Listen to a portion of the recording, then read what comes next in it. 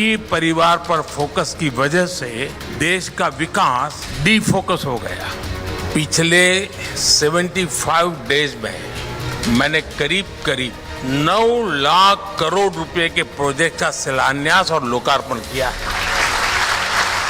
मैं अगले 25 साल का रोड मैप भी लेकर चल रहा हूं और मेरे लिए एक सेकंड कीमती है।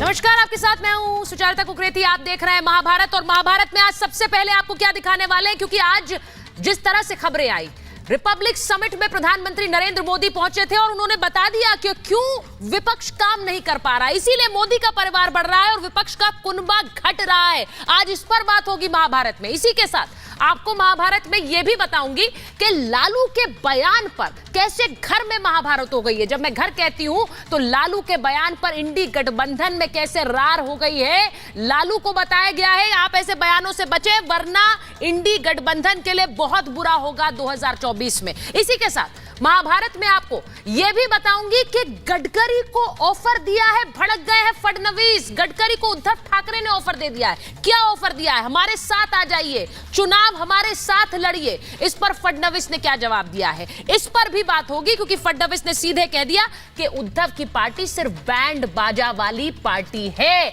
आज महाभारत इस पर भी, लेकिन आपको सबसे पहले यह दिखा देती हूं कि मोदी का परिवार कैसे बढ़ रहा है, क्योंकि पिछले 3 दिनों में कई बैठकें हुई हैं और उन बैठकों के बाद कैसे तस्वीर बदल गई है। 24 से पहले एनडीए का कुनबा मजबूत हुआ है। कैसे? ओडिशा में बीजेपी और बीजेडी में गठबंधन पूरी तरह फाइनल होता नजर आ रहा है। 15 साल बाद साथ आ रहे हैं दोनों दल। जी हां, नवीन पटनायक नरेंद्र मोदी के साथ खड़े नजर आ रहे हैं। ओडिशा में लोकसभा की 21 सीटें हैं। 21 सीटों का बहुत महत्व है, 370 तक और 400 एनडीए पहुंचने तक। दोनों दलों के साथ आने से एक तरह से ओडिशा में क्लीन स्वीप हो सकती है। नवीन पटनायक 5 बार से ओडिशा के मुख्यमंत्री रहे हैं, तो उनकी पकड़ आप समझ लीजिए ओडिशा पे। उसके साथ बीजेपी भी उनके साथ आ गई, तो 21 सीटें क्या तय हैं। इसी के साथ कुनबा कैसे बढ़ा है? तेलंगाना में बीजेपी और टीडीपी के बीच भी गठबंधन हो गया है, यानी चंद्रबाबू नायडू एक बार फिर से एनडीए के साथ वापसी कर रहे हैं। आपने देखा है बिहार में जेडीयू पहले ही साथ आ गई है, नीतीश कुमार ने हाथ मिला लिया है। यूपी में आरएलडी भी एनडीए में शामिल हो गई, जयंत चौधरी ने अखिलेश का साथ छोड़कर यहां पर बीजेपी से हाथ मिला लिया है। ये बीजेपी का कुनबा, बीजेपी का परिवार बढ़ता नजर आ रहा है। अब इसी के साथ आपको एक और तस्वीर बताने वाली हूं। यहां परिवार बढ़ रहा है और वहां परिवार के सदस्य चुनाव लड़ने से डर रहे हैं। क्यों कह रही हूं? कांग्रेस से चुनाव नहीं लड़ना चाह रहे हैं कई दिग्गज। आज कांग्रेस पार्टी की पहली लिस्ट आना तय है, पहली लिस्ट। अब इसमें सिर्फ 40 नामों का ऐलान होगा। वहां बीजेपी ने पहली लिस्ट में 195 उतारे, वो 40 उतार रहे हैं। क्यों अभी तक लिस्ट नहीं आई है? वायनाड से राहुल का नाम लग रहा है तय है, वहीं से वो लड़ेंगे। लेकिन अमेठी से उनका चुनाव लड़ने पर सस्पेंस, ये क्वेश्चन मार्क बना हुआ है। यानी कि क्या राहुल गांधी के लिए अब कोई सेफ सीट नहीं बची? अमेठी जाएंगे तो हार जाएंगे, वायनाड पर भी सस्पेंस है। वहीं दूसरी तरफ रायबरेली, जहां से सोनिया गांधी राज्यसभा क्योंकि चली गई है, तो रायबरेली की सीट से क्या प्रियंका उतरेंगी, उनके नाम पर भी सस्पेंस है। अब सवाल यह है कि क्या 24 में हार के डर से ये जो पारंपरिक सीटें हैं, अमेठी है, रायबरेली है, इनको गांधी परिवार छोड़ देगा क्या? क्योंकि यहां सस्पेंस है। वहीं दूसरी तरफ सचिन पायलट ने चुनाव लड़ने से मना कर दिया है 2024 का। कमलनाथ भी 2024 का लोकसभा चुनाव नहीं लड़ेंगे। ये वो बड़े बड़े नाम हैं जो चुनाव लड़ने से मना कर चुके हैं। सवाल यह है, वहां परिवार बढ़ रहा है, यहां परिवार आगे आने में डर रहा है। सवाल ये, इसी पर महाभारत पहले ये रिपोर्ट देखिए।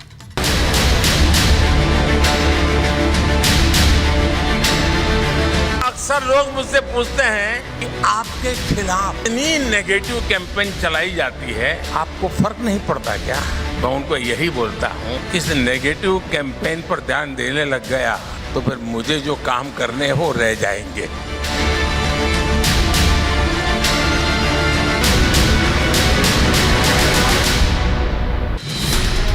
रिपब्लिक समिट में प्रधानमंत्री मोदी ने विपक्ष की नेगेटिविटी से बचने का ऐसा फॉर्मूला दिया जिसे हर शख्स अपनी जिंदगी में लागू कर सकता है। इसके साथ ही प्रधानमंत्री मोदी और गृह मंत्री शाह ने साफ कर दिया कि अगले 10 सालों तक उनकी सरकार ही सत्ता में रहेगी। आप आज से 5-10 साल बाद किसको विपक्ष देखते हैं? 10 साल आपने पूछा, इसलिए मैं मेरा एक आकलन कह रहा हूँ, 10 साल तक तो मोदी ही है। प्रधानमंत्री मोदी ने रिपब्लिक समिट से अपने 10 साल के काम को भी पूरे विस्तार से बता दिया। 10 साल पहले एनालिस्ट पूछते थे इतनी महंगाई क्यों है, आज यही लोग पूछते हैं पूरी दुनिया के संकट के बाद भी भारत में महंगाई नियंत्रण कैसे है। पहले लोग पूछते थे अब कौन सा घोटाला निकला, आज पूछा जाता है अब कौन से घोटालेबाज पर कार्रवाई हुई। रिपब्लिक समिट में पीएम मोदी ने धारा 370 के खात्मे को लेकर भी खुलकर चर्चा की। इस दौरान उन्होंने धारा 370 हटाने को लेकर लोगों की 10 साल पहले और आज की सोच समझा दी। 10 साल पहले लोग पूछते थे जम्मू कश्मीर से आर्टिकल 370 कभी खत्म होगा क्या, आज पूछा जाता है कश्मीर में कितने पर्यटक आए, कश्मीर में कितना निवेश आया।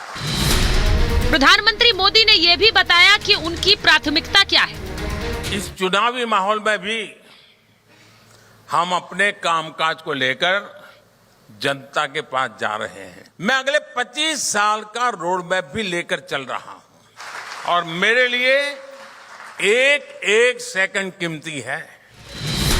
ऐसे में सवाल ये है कि क्या 2024 में कौन आ रहा है, ये अभी भी सवाल है। सवाल ये भी कि जो मोदी 2047 का खाका खींच रहे हैं उन्हें हटाने के लिए विपक्ष ने क्या खाका खींचा है। मेरा एक आकलन कह रहा हूँ, 10 साल तक तो मोदी ही है। मेरे साथ बीजेपी के राष्ट्रीय प्रवक्ता अजय आलोक जी जुड़ रहे हैं। वरिष्ठ पत्रकार समीर चगांवकर जी स्टूडियो में हमारे साथ आ गए हैं। कंचना यादव जी आरजेडी की प्रवक्ता है, स्टूडियो में हमारे साथ हैं। वरुण पुरोहित जी कांग्रेस के नेता हैं। किशोर तिवारी जी शिवसेना उद्धव गुट के नेता हैं। बहुत बहुत स्वागत आप सभी का। मैं अजय आलोक जी आपसे पूछ रही हूँ, सबसे पहले आप तो खुद मौजूद थे रिपब्लिक समिट में कल, जब प्रधानमंत्री नरेंद्र मोदी ने अपने आने वाले समय का एक तरह से खाका खींच कर रख दिया। लेकिन सवाल यह है कि एक परिवार बढ़ रहा है, एक परिवार घट रहा है, आप उनके परिवार में बार बार सेंध लगा रहे हैं। सबसे पहले सुचरिता जी, आपको और आपके सारे दर्शकों को, सारे पैनलिस्ट को महाशिवरात्रि की बहुत बहुत बधाई। हर हर महादेव। बहुत धन्यवाद आपको भी। देखिए ऐसा है कि जब विश्वास होता है ना तो लोग जुड़ते चले जाते हैं और अविश्वास होता है तो लोग छूटते चले जाते हैं। अब लोगों में मोदी जी के प्रति अगर विश्वास है और वो एनडीए में जुड़ रहे हैं तो ये हमारी गलती तो नहीं है, ना ही हमारी समस्या है। इनका आपसी अविश्वास इतना है कि आज ही गुपकार अलायंस टूट गया। महबूबा मुफ्ती ने घोषणा कर दी कि हम अकेले लड़ेंगे। उधर उमर अब्दुल्ला लालू जी को सलाह दे रहे हैं कि ऐसे बोलिएगा तो कहानी खत्म है। कहानी तो खत्म ही है, सबको को पता है 24 कोई कहानी नहीं है। ये लोग तो इसलिए आशंकित हैं कि अब 24 के बाद क्या करेंगे। मुझे तो लगता है जिस तरह राहुल गांधी का नाम वहां अनाउंस नहीं हो रहा है अमेठी से, उत्तर प्रदेश से किनारा कर ही लिया है, पूरे देश से किनारा कर लेंगे। उसके बाद चुनाव के बाद जाएंगे आराम से इटली में, आइलैंड पे छुट्टी उट्टी बना के आएंगे। तो हमें तो यहाँ पे मोदी जी ने सीधा कहा कि हम अगले 25 साल का रोड मैप लेके चल रहे हैं कि हमें विकसित भारत का संकल्प लेना है। और उस पर आपके एडिटर इन चीफ ने कहा कि जिस रफ्तार से आप चल रहे हैं, मुझे लगता है कि 2047 के पहले ही हम लोग विकसित भारत बन जाएंगे। तो ये होती है पॉजिटिविटी, ये होती है एनर्जी, नेगेटिविटी नहीं है। तो इसी तरह की पॉजिटिविटी लेके अगर देश चलने लगे, हमारा विपक्ष भी चलने लगे, तो हम तो और अच्छी तरह से काम कर सकते हैं। और जनता का विश्वास तो ये इसलिए खो रहे हैं क्योंकि अपनी हरकतों के कारण कभी कोई सनातन पे बयान देगा कि सनातन कोरोना है, सनातन को नष्ट कर दो, कभी कोई हिंदू धर्म को गाली देना शुरू कर देगा, कभी कोई कुछ करेगा। तो भैया कर्म आपके हैं तो भोगेगा कौन? भोगिए आप। हम कहेंगे हर हर महादेव। अच्छा, आपने जो बात बोली है मैं उसी को उठा रही हूँ। वरुण जी जरा बता दीजिए, अजय जी कह रहे हैं कि भाई मोदी का परिवार बढ़ रहा है तो इसमें उसमें उनको क्यों दिक्कत होगी? इसको तो विपक्ष को सोचना चाहिए कि गलती क्या हुई है। लेकिन जो गांधी परिवार है, दूसरा परिवार है, जो पार्टी कांग्रेस पार्टी वाला परिवार है, उनका अभी पत्ता कहां से खुल रहा है चुनावों में वो तय नहीं है। ऐसा लग रहा है अमेठी को भी अलविदा कह रहे हैं, रायबरेली को भी शायद इस बार टाटा बाय बाय कह दें क्या, क्योंकि नाम तो अभी हुए नहीं है तय। लेकिन अगर अमेठी के बाद रायबरेली में भी हार होगी, मुझे नहीं पता है क्या, तो ये बहुत बड़ा एम्बैरेसमेंट होगा क्या? इस वजह से अभी भी नाम के अनाउंसमेंट में देरी है? सुचरिता जी, सबसे पहले महिला दिवस की आपको शुभकामनाएं। भगवान शिव की कृपा आपके ऊपर बनी रहे। बहुत धन्यवाद। देखिए, आपके दो प्रश्न, एक तो प्रधानमंत्री जी का आपने सुनाया, पहले ये पूछते थे, बाद में पूछते थे। आज ये जनता ये पूछती है कि सारे भ्रष्टाचारी आपकी पार्टी में क्यों आ जाते हैं, फिर कैसे आप उनको चुप हो जाते हो। दूसरा ये पूछते हैं कि कोई भी प्रश्न पूछता है तो उसके ऊपर ईडी, सीबीआई, दुनिया भर के केस क्यों लग जाते हैं। तो दुनिया इसको देख रही, भारतीय जनता पार्टी इतनी डरी हुई है। अगर एक अकेला सब पे भारी था तो छोटी छोटी पार्टियां लेने की जरूरत नहीं थी, तोड़फोड़ करने की जरूरत नहीं थी। इसका मतलब मन में कहीं भय है, भय है कि नहीं आई सरकार तो कैसे निजीकरण करेंगे, कैसे अपने पूंजीवाद की मानसिकता को बढ़ावा देंगे। अब आपने बात की कांग्रेस पार्टी की। देखिए, मैंने आपको पहले भी कहा, लैक ऑफ पॉलिटिकल डेप्थ और पॉलिटिकल इंटेलिजेंस है, उसके कारण ये सारी स्थिति हो रही है और हमको चर्चा करनी पड़ रही है इस बात पर। अगर पॉलिटिकल इंटेलिजेंस होती, सूझबूझ होती, राजनीतिक सूझबूझ का अभाव नहीं होता, हाँ। तो एक महीने में इस सरकार, आजाद भारत की सबसे फेलियर सरकार में कई बार कह चुका, एक महीने में इस सरकार को बाहर उखाड़ के फेंका जा सकता था, पर अब वो नहीं हो रहा है। तो अब इसका, इसलिए आप ये प्रश्न पूछ रहे हो, इसलिए डिबेट हो रही। रही बात गांधी परिवार की, मैंने कई बार कहा, प्रियंका गांधी को अगर 20 साल पहले उतार दिया जाता तो ना तो देश बर्बाद होता, तो ना कांग्रेस बर्बाद होती। आज भी अगर प्रियंका गांधी को मैंने आपके चैनल, अब उतार देंगे आप। मैंने आपको पहले डिबेट में भी कहा था, प्रियंका गांधी रायबरेली से लड़ेगी तो ये सारे एक हो जाएंगे, तो भी हरा नहीं सकते। 101% जीतेगी। इंदिरा गांधी का अक्स देखती है जनता उनके अंदर। और अगर वो कांग्रेस पार्टी कहते थे कि नहीं, कि वहां से इनको कोई नहीं हरा सकता। मैंने राहुल गांधी के लिए नहीं कहा कि राजीव गांधी का अक्स, मैंने नहीं कहा कभी। आपने डिसमिस कर दिया, मतलब राहुल गांधी को आप डिसमिस कर रहे हैं। प्रियंका गांधी में Indira Gandhi. Are you dismissing Rahul Gandhi? Dismiss में कौन होता हूं? किसी भी आदमी को करने का हमारे कोई हक नहीं। पार्टी का कार्यकर्ता ही करता है डिसमिस। वो बताता है कौन नेता लायक है, कौन नहीं है। ये मेरा मानना है। अजय आलोक जी wants to make Ajay ji, आप बोलना चाह रहे हैं, उसके बाद में राहुल गांधी। हाँ, बोलिए। बहुत मैं बोल दूं 10 सेकंड कही कि 20, मैं कह रहा हूं आप उन्होंने कहा कि 20 साल पहले प्रियंका को उतार देते तो देश बर्बाद नहीं होता। देश नहीं भाई साहब, कांग्रेस बर्बाद नहीं होती, ये कही है, क्योंकि आप मानते हैं कि राहुल गांधी ने कांग्रेस को बर्बाद कर दिया। मैंने कहा, मैंने ये भी कहा, कांग्रेस से सिर्फ राहुल, मैंने ये भी कहा आलोक जी, ये भी कहा। एक मिनट सुनिए, सुन लीजिए ना। मैं भी एक मैं खत्म कर देता हूं, फिर बोलिएगा। अब जिस अमेठी तो पूरी मेरी बात सुन के बोलो ना, मेरी पूरी बात तो सुनो। भिंगो के खाते रहे 70 से लेके 2019 तक। सोचिए कितना लंबा पीरियड होता है। 49 इयर्स। 70 से, जब से संजय गांधी वहां से लड़ना शुरू किए, 49 2019 तक अमेठी को मट्ठी की तरह खाते रहे। एक कलेक्ट्रेट का ऑफिस तक नहीं बनवा पाया वहां पे कोई भी श्रीमान हो, चाहे राजीव गांधी हो, चाहे संजय गांधी हो, हाँ। चाहे सोनिया गांधी हो, चाहे राहुल गांधी हो।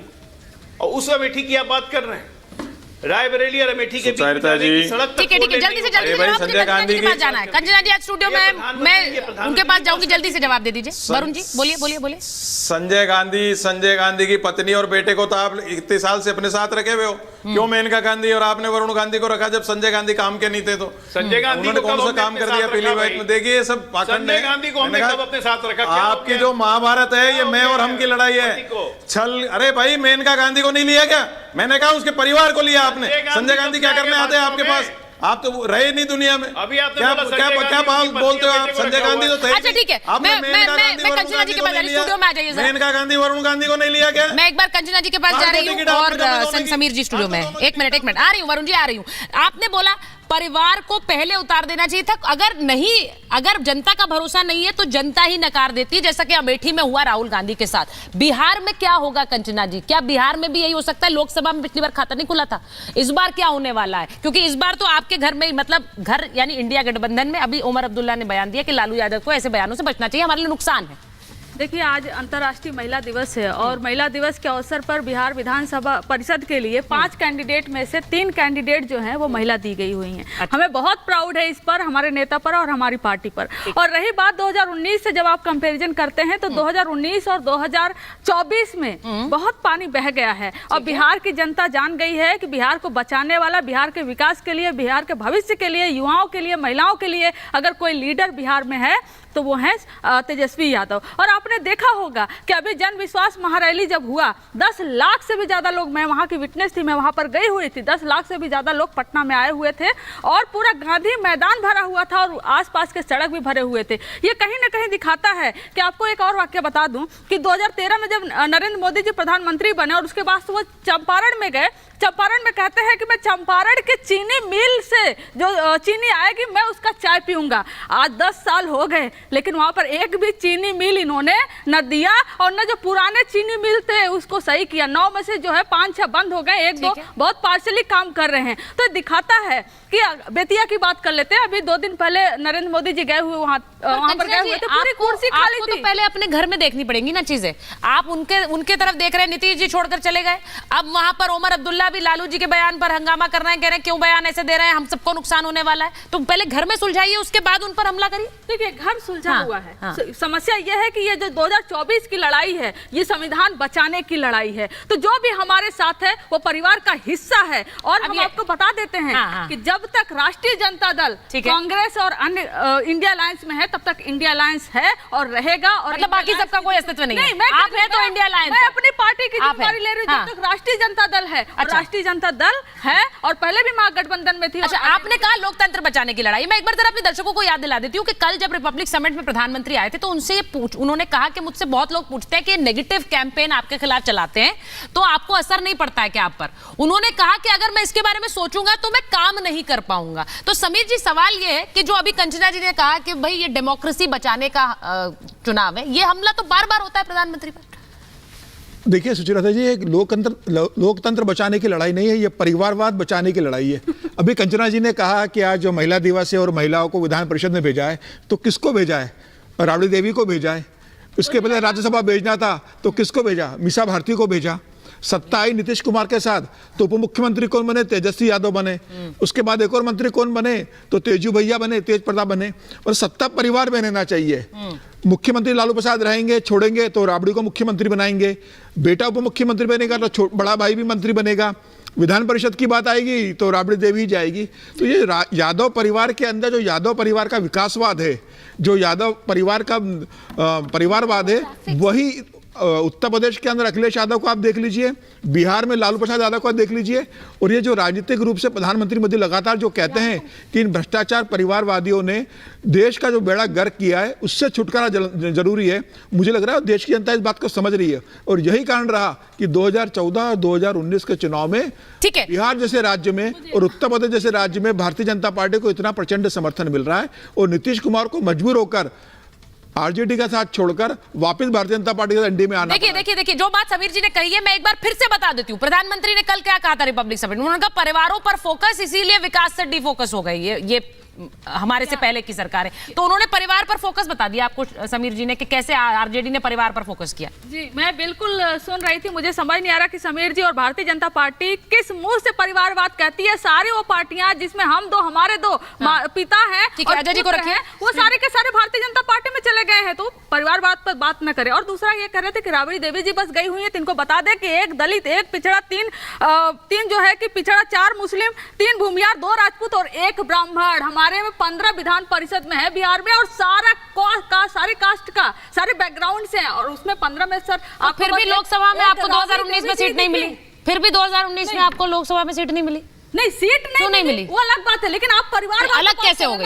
राबड़ी देवी जी पर आप सवाल उठा रहे हैं कि राबड़ी देवी जी अकेले हैं। नहीं, आप इतना बढ़िया कास्ट गणित बिठा रहे हैं, आप सबके भले के लिए काम कर रहे हैं, तो गणित फिट क्यों नहीं बैठा 2019 में? सवाल मेरा ये था। और मैं इसलिए भी पूछती हूँ क्योंकि अभी जिस तरह से नरेंद्र मोदी से जुड़ रही हैं पार्टियां, वो क्या ये इंगित कर रहा है? अजय जी, इसका जवाब आप देंगे कि वो भाप रहे हैं कि Narendra Modi is coming back to power, 2024 में वो वापस आ रहे हैं?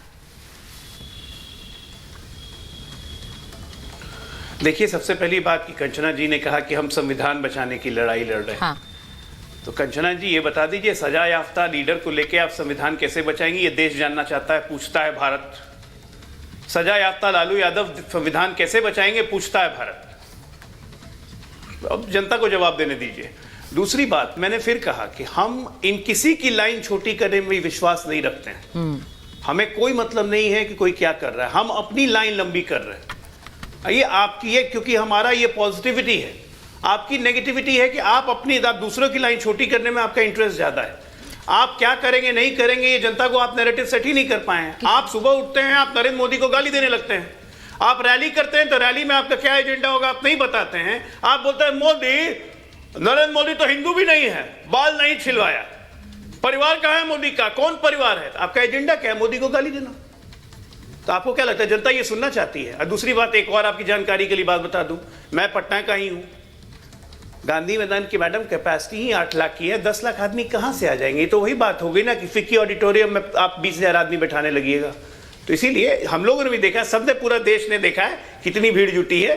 इसलिए उस पर व्यर्थ चर्चा करने का क्या फायदा, समय बर्बाद होता है। अच्छा, सवाल ये उठता है कि आज देश विकास और डेवलपमेंट पे चले कि आपके परिवारवादी मॉडल पे चले, बस। अब मैं एक बार किशोर जी आपके पास आ रही हूं, क्योंकि आज आपके नेता ने एक बहुत बड़ा बयान दिया है। उद्धव ठाकरे ने नितिन गडकरी को ऑफर दे दिया कि आइए हमारे साथ चुनाव लड़ लीजिए। बीजेपी वहां पर आपकी इंपॉर्टेंस समझ नहीं पा रही है। इस पर मैं अजय जी से तो अलग से जवाब लूंगी, लेकिन आपने ये ऑफर दे दिया। आपको क्यों लग रहा है कि नितिन गडकरी आपके साथ शामिल हो जाएंगे? नहीं, उद्धव जी ने ये ऑफर दी है, उसका कारण है कि पिछले 10 साल के अंदर नितिन गडकरी जी को बीजेपी में वो इज्जत नहीं मिली। और मैं अभी बता रहा हूं कि नागपुर के अंदर जब मोदी जी ने अपना प्रचार चालू किया यवतमाल से, तो नितिन जी को उन्होंने सभा में भी रखा नहीं था। और एक ही नेता है जो बीजेपी के पास जो प्रजातांत्रिक मूल्यों पे टिका हुआ है, आत्ममुग्धता नहीं है उनमें, तो हमें उनकी कदर है। लेकिन मोदी जी ने पहली लिस्ट में उनका नाम भी नहीं रखा, तो अपमान है। और मोदी जी ने नितिन गडकरी जी का पिछले 10 साल में जो अपमान किया, उसके लिए उद्धव ठाकरे चिंतित है। अगर महाराष्ट्र में वो इंटरफियर करते तो शिवसेना उनसे टूट के जाती भी नहीं। उद्धव जी देखिए, के ठाकरे परिवार के बहुत अच्छे संबंध है, और उद्धव जी ने कहा है गडकरी जी उसके पीछे बहुत बड़ी राजनीति है। देखिए, आप उन्हें षड्यंत्र करके सत्ता प्रधान पद से हटाया गया। मैं आपसे बोल रही हूं कि अगर गडकरी जी को तोड़ने के लिए आप जितना जोर लगा रहे हैं, उतना जोर आप एकनाथ शिंदे को जोड़ने के लिए लगा लेते तो शायद आज शिवसेना एक होती। मैं बताऊं तुमको, गडकरी एक प्रामाणिक आदमी है और एकनाथ शिंदे इन्होंने गद्दारी की है। तो मैं अभी बता रहा हूं तुमको, गद्दारों की तो महाराष्ट्र में कोई जगह नहीं है। लेकिन नितिन गडकरी अगर आ जाते हैं तो महाराष्ट्र नहीं, वो देश का नेतृत्व वो आ जाते हैं तो मैं बता रहा हूँ। नहीं, वो आ जाते हैं तो वो उनसे गद्दारी करा लीजिए। हमारे जज आ गए, वो गद्दार हो गए, उनसे आप गद्दारी करा लीजिए। भ्रष्टाचार का हाँ, उनसे आप गद्दारी करा लीजिए। आप कह रहे हैं उन्हें छोड़ के आ जाइए। हमारे जो गए उनको जो आप ताल ठोक कर बोल रहे हैं गद्दार। एक बार जरा बताइए अजय जी, एक बार मैं समीर जी आ रही हूँ आपके। अजय जी जरा बताइए, भाई गडकरी जी परेशान है बीजेपी में, उनको तवज्जो नहीं दी जा रही है, ये बोला जा रहा है उद्धव ठाकरे द्वारा। बताइए जरा अजय जी। किशोर जी को पूछिए जरा कि किशोर जी ने क्या नितिन गडकरी साहब को उद्धव ठाकरे समझ लिया है क्या, कि अपनी विचारधारा, आइडियोलॉजी, अपनी जीवन भर की पूंजी छोड़ के इधर से उधर भाग जाएंगे? बीजेपी ने अपमान किया गडकरी जी का। अरे अपमान तो उद्धव ठाकरे ने किया बाला साहब ठाकरे की आत्मा का, जो बाला साहब की पूरी आइडियोलॉजी धज्जी में मिला दी। शर्म नहीं आती है? घर बैठेंगे। अरे एक बार का जो स्वयंसेवक, वो जीवन भर का स्वयंसेवक। आप लोग आरएलडी तोड़ लो। गडकरी जी हमारे पूर्व राष्ट्रीय अध्यक्ष, मोदी सरकार के सबसे टॉप मोस्ट मंत्री, उनको बुला रहे।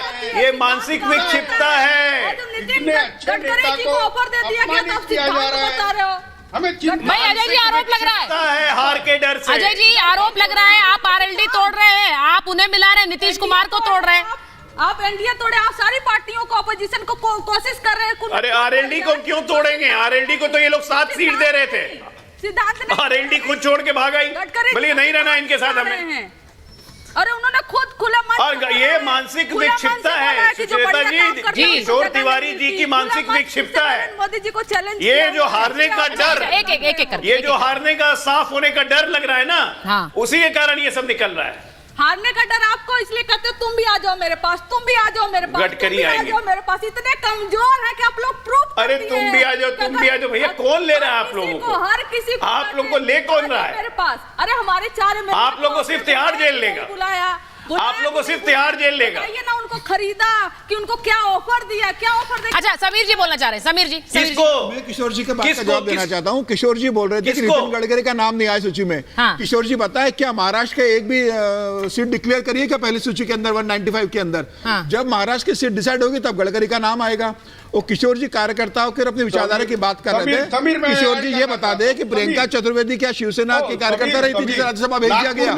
घोर कांग्रेस को आप राज्यसभा भेजते हो, बाला साहेब ठाकरे की विचारधारा से आप धोखा करते हो, आप शिवसेना को सोनिया सेना बना देते हो और फिर आप कहते हो कि भारतीय जनता पार्टी साथ नहीं देती। चुनाव विधानसभा और लोकसभा भारतीय जनता पार्टी के साथ लड़ते हो, सीटें आपकी भारतीय जनता पार्टी के कराती है और सरकार आप कांग्रेस के साथ और राष्ट्रवादी कांग्रेस के साथ बना लेते हो। तो अगर आप चुनाव भारतीय जनता पार्टी के साथ लड़ते हो तो आपको किसने अधिकार दिया कि आप कांग्रेस सरकार बनाने चले गए?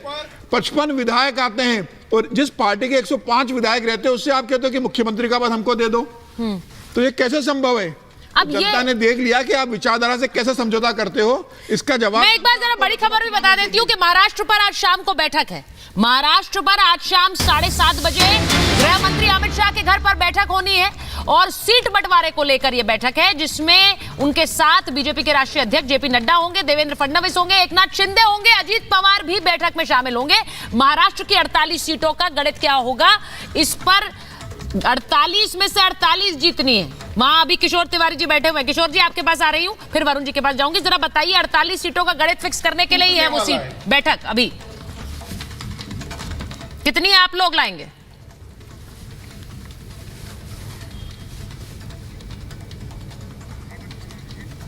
किशोर तिवारी जी आवाज पूछ रही है? हाँ जी जी आपसे ही पूछ रही हूँ। हाँ मैं आ रहा हूँ बोलता हूँ ना। बोलिए बोलिए। तो हाँ मैं बोलता हूँ, महाराष्ट्र के अंदर 48 में से एक भी सीट अगर बीजेपी की आ जाएगी तो मैं बता रहा हूँ आलोक जी मैं राजनीति छोड़ दूंगा। बहुत बड़ा स्टेटमेंट है, बहुत बड़ा स्टेटमेंट। गडकरी इसलिए ही उदासीन है। वही बहुत बड़ी बात कह रहे हैं आप कह रहे हैं आप राजनीति छोड़ देंगे। ये बताइए कुछ अलग है। महाराष्ट्र में किसान बहुत नाराज है, महाराष्ट्र में बहुत किसान नाराज है। बीजेपी के बुरे दिन चल रहे हैं। मोदी जी सबसे परेशान महाराष्ट्र से। अच्छा अगर मोदी जी नागपुर से बता दीजिए आप किसको टिकट देंगे? दे दे और 12 सीटें बता दीजिए तो कहाँ टिकेंगे ये लोग? ठीक है, वो कह रहे हैं नागपुर से टिकट किसे देंगे शिवसेना? किसे देगी नागपुर से? जल्दी से जवाब दीजिए, फिर मैं अजय जी के पास जाऊंगी। हाँ नागपुर से टिकट उसी का जुगाड़ कर रहे हैं क्या? देखिए नागपुर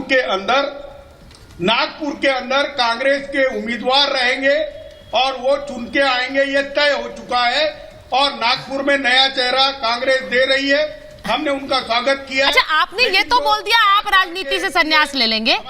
अगर 48 में से एक भी बीजेपी की आई तो ये आप बड़ा कर सकते हैं स्टेटमेंट ये कह के कि उद्धव ठाकरे संन्यास त्याग देंगे अगर एक भी बीजेपी की आ गई। एक तो बीजेपी 50 उधार के कैंडिडेट ले रही है। कोई पार्टी 400 पार होने वाले को जा रही है और उधार के कैंडिडेट ले रही है।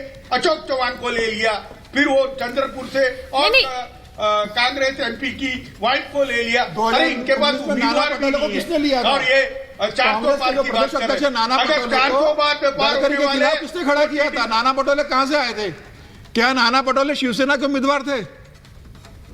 लीजिए अब आप पर पलटवार हो गया। नहीं कांग्रेस की सीटें अच्छा कांग्रेस ही लड़ेगी। ठीक है कांग्रेस की सीटें कांग्रेस ही लड़ेंगी। Ajay ji this is very interesting. वो कह रहे हैं एक भी बीजेपी की आई तो मैं संन्यास ले लूंगा महाराष्ट्र में।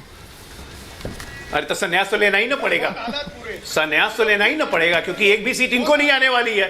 10% वोट नहीं क्रॉस करेगा उद्धव ठाकरे तो ऐसे हो गए कि ना इधर के रहे ना उधर के रहे। शिवरात्रि के दिन झूठ बोल रहे। शिवसेना को कोई जन्म में, शिवसेना उद्धव ठाकरे को कोई जन्म में मुसलमानों को वोट नहीं मिलने वाला है, और हिंदू वोट देने का तो चक्कर ही भूल जाइए आप। आपने तो बाला साहब की आत्मा को ऐसी तिलांजलि दी है, सबसे बुरा हाल आपका होने वाला है। आप ना इधर के रहेंगे ना उधर के रहेंगे आपका, और जब बैंक बैलेंस नहीं रहता है तो अकाउंट एनपीए हो जाता है, तो राजनीति तो छोड़नी पड़ेगी।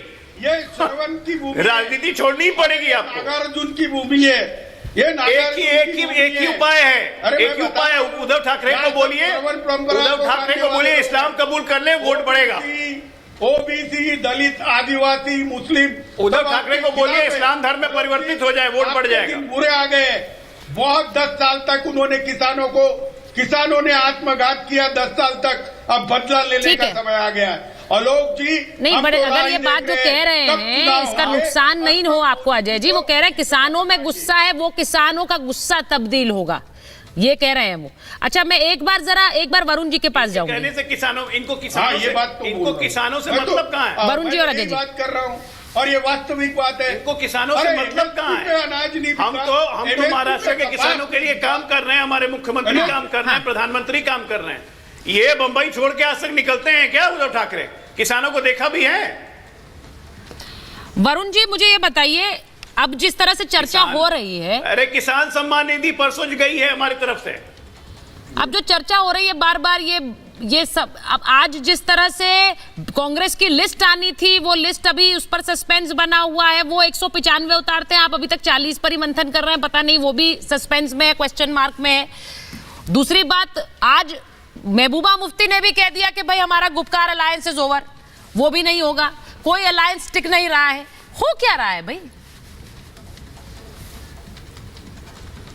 सुचारिता जी, एक तो कांग्रेस बीजेपी का रेप्लिका नहीं है, ये आप समझने की जरूरत है। एक नैरेटिव क्रिएट बीजेपी ने ऐसे कर दिया, बीजेपी चाहे जैसे करे, हम वैसे नहीं करते हैं। कांग्रेस में पार्टी में टिकट जो है, मैं तो बचपन से देख रहा हूं, लास्ट मोमेंट तक बदलते रहते हैं, मिलते रहते हैं, इसलिए लिस्ट आ जाएगी, इनको चिंता करने की क्या आवश्यकता। अभी आप नेगेटिव एनर्जी की बात कर रहे थे प्रधानमंत्री जी की, सुबह उठते ही तो राहुल गांधी परिवार को, कांग्रेस को कोसता कौन है? 10 साल का पूरा निकाल लीजिए, किसने कितना कोसा। दिन भर गांधी परिवार और उनको कोसते रहते हैं, गांधी परिवार को, कांग्रेस को। तीसरी बात, परिवारवाद, समीर जी ने एक बहुत बढ़िया बात कही, क्यों मैंने लैक ऑफ विपक्ष की बात करी थी कि परिवारवाद का अर्थ यह है कि राज्यसभा क्षेत्रीय दल हैं तो अपने परिवार वालों को देते हैं। कांग्रेस पार्टी में मलाई चाटू सेटिंग बाद 3-3 बार जमाना जब तो उनको राज्यसभा देते हैं, तो इस चुंगल में फंस गया विपक्ष इसलिए। और जो निष्ठावान और पृष्ठभूमि पार्टी के आइडियोलॉजी के वर्कर हैं उनको दरकिनार किया जा रहा है, इसलिए बीजेपी आगे बढ़ रही है। तीसरी बात, मैं आपसे एक ऑब्जेक्शनेबल बात है जयलोक जी की, खुद तो आए नहीं है स्वयं सेवक, दूसरी पार्टी से आए, दूसरों को ज्ञान दे रहे थे। हाँ। आप मानसिक विक्षिप्त कैसे बोले भाई किशोर तिवारी को, आप कैसे बोले ये शब्द आप? और शर्म ये सारे बीजेपी के नाम लेते, क्या नंगे बैठे होते लोग यहाँ जो आप शर्म शब्द का प्रयोग करते हो हर जगह? अपना शाब्दिक आचरण सुधार कर रखा करो डिबेटों के अंदर। आपको भी सुचारिता जी ध्यान देना चाहिए, ऐसे शब्द किसी के लिए कैसे प्रयोग कर सकता है कोई आदमी? मानसिक विक्षिप्तता आपको हो गई है। अरे आप हो मानसिक विक्षिप्त, पागल हो आप। अच्छा, ये पागल हो, मैं अपसेट आदमी हूं। और इस तरह का कोई बयान मेरे किसी भी मेहमान के लिए मैं एक्सेप्ट नहीं करती हूँ। मुझे आप जो बोल रहे हैं, एक मिनट रुकिए, इस आदमी को मैं आप लोगों से सबसे रिक्वेस्ट कर रही हूँ, और शायद अगर ये इस तरह का बयान गया है तो मैंने वो सुना नहीं, ये मेरी भी गलती हो सकती है, क्योंकि अगर अजय जी ने ये बात बोली है और किशोर जी बहुत अनुभवी हैं, उनके बारे में इस तरह का कोई बयान देना मतलब मुझे लगता नहीं कोई देगा भी। लेकिन अगर यहाँ पर इस तरह डिबेट में हमें इस तरह की शाब्दिक जो आप कह रहे हैं हमले, उनसे बचना ही चाहिए। ये किसी तरह का कोई बयान नहीं है। मुझे नहीं पता अजय जी आपने ये कहा कि नहीं कहा, लेकिन मैं वापस डिबेट पर आ रही हूँ। मैं किशोर जी, आपके चेहरे पर हमेशा मुस्कान रहती है, मुझे सबसे अच्छी बात आपकी लगती है। नहीं, ये आपकी सबसे अच्छी बात है। और अगर ऐसा कोई भी बयान है तो उसके लिए मैं ऐड भी कर लेता हूं। हाँ, बोलिए। नहीं, अजय जी तो मेरे बंधु है, और वो बोले भी तो वास्तविकता तो मैंने बताई कि यहाँ किसान और मजदूर और गरीब वर्ग के जो मोदी जी के दावे हैं वो पूरे नहीं हुए, इसलिए 10 साल के उनको यहाँ पर 10 साल के जो सत्ता है उसकी नाराजगी फेस करनी पड़ेगी, इसलिए मैंने बोला। अब चुनाव की नतीजे जो आएंगे, पर महाराष्ट्र में इनके लोगों को घूमना मुश्किल हो चुका है। मोदी जी कितना करेंगे? और जो बड़े नेता है नितिन गडकरी, उनको तो ये घर बिठाने के पीछे पड़े। तो अरे भाई नितिन गडकरी के आप पीछे पड़ गए। नितिन गडकरी आज महाराष्ट्र पर बैठक है, आज महाराष्ट्र पर बैठक है। अजय जी लास्ट वर्ड, मेरे पास बिल्कुल समय नहीं है, 10 सेकंड आपको दे रही हूं जल्दी से। नितिन गडकरी पर आज कोई फैसला हो सकता है, 10 सेकंड। नहीं, नितिन गडकरी पे फैसला क्या करना है भाई? नितिन गडकरी पार्टी के वरिष्ठतम नेताओं में से हैं, पूर्व राष्ट्रीय अध्यक्ष रह चुके हैं, अभी वर्तमान में केंद्रीय मंत्री हैं। काम क्या है उनका किसी को बताने की जरूरत नहीं, फैसला क्या करना? एग्जैक्टली, ठीक है। मैंने मानसिक विक्षिप्तता उद्धव, हाँ बोल दीजिए मानसिक विक्षिप्तता बोली थी उद्धव ठाकरे। उन्होंने कहा, मैंने वो उद्धव ठाकरे के लिए कहा था। मेरे पास समय बिल्कुल नहीं है। मैं आप सबसे बस ये कहना चाहती हूँ कि मुझे पता है मेरे जो मेहमान आते हैं वो आचरण का ध्यान रखते हैं और ये सबसे बड़ी खूबी सबकी है और कोई बुरा भी नहीं मानता। ये भी बहुत बड़ा बड़प्पन है। बहुत बहुत धन्यवाद आप सबका महाभारत में जुड़ने के लिए।